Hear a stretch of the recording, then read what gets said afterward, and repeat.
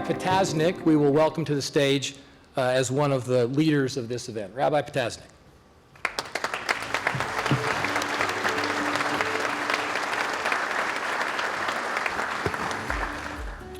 Thank you. I'm glad you mentioned the hands, because in Hebrew, the word for friend is yedid. You spell it by writing the word hand twice. It's one hand extended to another hand. Let me just say, on behalf of the Board of Rabbis and the Jewish community, thank you. Thank you, LDS. Thank you for extending your hands to us during these years and giving us so much strength and support.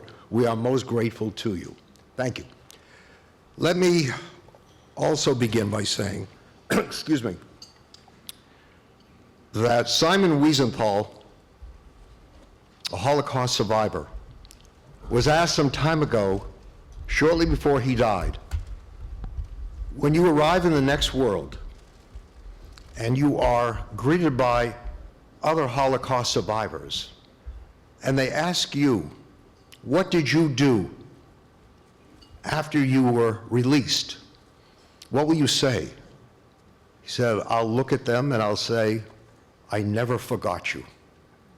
Let me say to all of you, thank you for not forgetting those hostages. As I was walking around before, I met Rabbi Peter Stein from Rochester, and he's wearing a hostage pin. And he said to me, I hope tomorrow is the day I can take off this pin. So all of us come here and hope tomorrow all the hostages, the living and dead, will be released and returned to their families. And that will be the tomorrow that all of us have been waiting for so long. Thank you.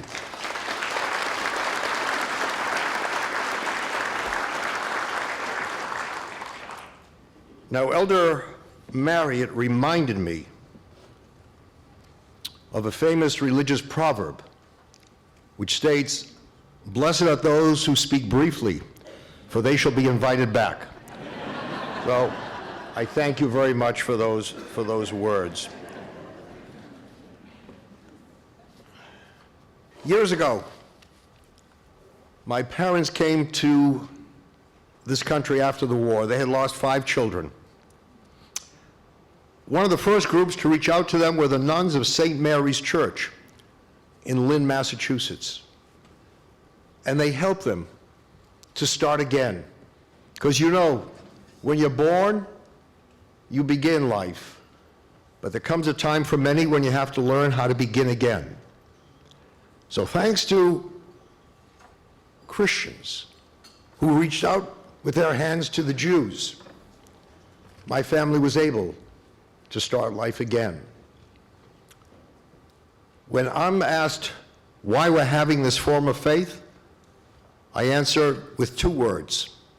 One is united, the other is untied. They are spelled with the exact same letters. The only difference is where you place the I. So we come here today and put the I in a later place. It's about we. It's about we who at this forum must be united, must stand together. We teach our kids that 1 and 1 equals 2, but here we have to show them that 1 and 1 can equal 1, but all of us share a oneness of spirit. A good friend of mine, Jeff Jacoby, who's a syndicated columnist for the Boston Globe, recently wrote of his experience of being rushed to the hospital. He's in the emergency room. It's crowded. He said, I looked around. I didn't ask, what's the race or religion of these people? I didn't ask, are they here legally or illegally? I simply prayed that they, including me, would be able to leave here in better health. So there are those who try to demonize people, divide and destroy. Our responsibility as faith leaders is to do the opposite. It's to restore people to their proper place in life, to respect because they're children of God, and to help them, as those nuns helped my parents, to rebuild their lives as best they can. I want to say thank you to all of you that Elder Mary had mentioned who organized this conference. The organizational skills you have are remarkable. I wish I had them. So let me tell you my story of organization. I became a rabbi years ago. In Jewish tradition, for us to have a public service, we have to have what's called a minyan, a quorum. You need 10 people present to have that proper service. We had 9 one night at a weekday service. Just out of school, I walked outside, stood in front of the synagogue, people walked by. I asked, "Are you Jewish?" One person said, "Yes, I am." I said, "You know, we have 9 people. We need 1 more for the minyan. Would you come in?" He said, "Sir, I don't believe in organized religion." I said, "Sir, if I was organized, would I be standing in front of a building, stopping people as they walk by?" So our challenge is